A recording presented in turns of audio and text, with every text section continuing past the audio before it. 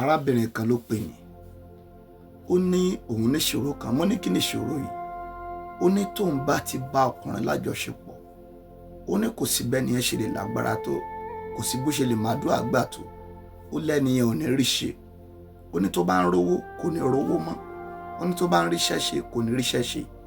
Láti lè fìdí òdodo múlẹ̀, mo bí léèrè pé ṣẹ́nìkan ló ti ṣẹlẹ̀ sí bẹ́ẹ̀ ni?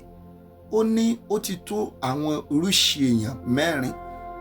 Single lady lẹ́ni tí mò ń sọ yìí, lẹ́ni tí ò ti married.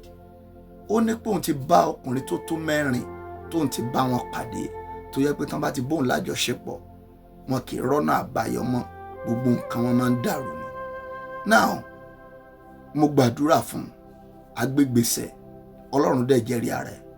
Ohun tí mo ń gbìyànjú àti sọ ni wípé sórí n tá ń pè ní ogun kò síbi téèyàn ò ti lè bá pàdé. N tá ń pè ní ìṣòro kò síbi téèyàn ò ti lè rí. Nígbà míì níbi téèyàn ò tiẹ̀ fojú sí, ìṣòro máa ń tibẹ̀ jáde wá. Sórí irú nǹkan báyìí kò lè ṣe kó má ṣẹlẹ̀. Nígbà tọ́lọ́run ti dá ènìyàn, ó ti dá wa pẹ̀lú ìṣòro. A máa ní ìpèníjà kan sí kejì ni. Bó tilẹ̀ jẹ́ pé ìgbà míì a máa fọwọ́ ara wa fà. Now lórí ọ̀rọ̀ obìnrin yìí sìn, obìnrin kì í ṣe pé bóyá ó ń ṣàgbèrè. Ọkùnrin tó bá pàdé àwọn tí wọn ti márì táwọn fẹ́ fẹ́ sílé ni, ṣùgbọ́n látara pé wọ́n bá pàdé wọn tó wọnú ogun. Ohun tí mo gbìyànjú àti fàyọ ni wípé ìṣòro wà tó pọ̀ lóríṣiríṣi ọ̀nà tí ẹ̀dá ò lè kà tán. Ṣùgbọ́n téèyàn bá ti rí ìṣòro, ọ̀nà àbáyọ ló kù.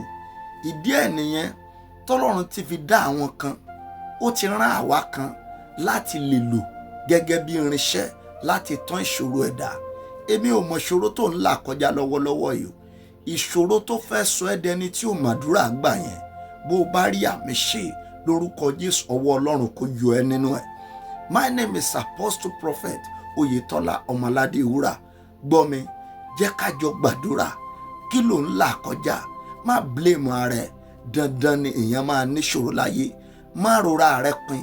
Má gbìyànjú àti lọ para ẹ̀. Má ṣe nǹkan tó máa borúkọ ìyá àti bàbá ẹ jẹ́.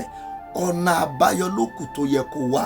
Pè mí sórí nọ́mbà yìí kí n gbàdúrà fún ẹ. 0810 63 11 252. Òun ni WhatsApp nọ́mbà mi. Ibikíbi tó kò lè wà ní igun mẹ́rin àgbáyé, tó o bá ti pè mí sórí nọ́mbà yìí, jẹ́ ká jọ gbàdúrà papọ̀. Nígbà tá a bá mọ ibi tí ọ̀rọ̀ ti wọ́ wà, Ọlọ́run á dẹ̀ fún wa ní ọ̀nà àbáyọ lábẹ́ bó ti kórí. Ìṣòro tó ń là kọjá yẹn kò ní gbé ẹ wọ bòjì.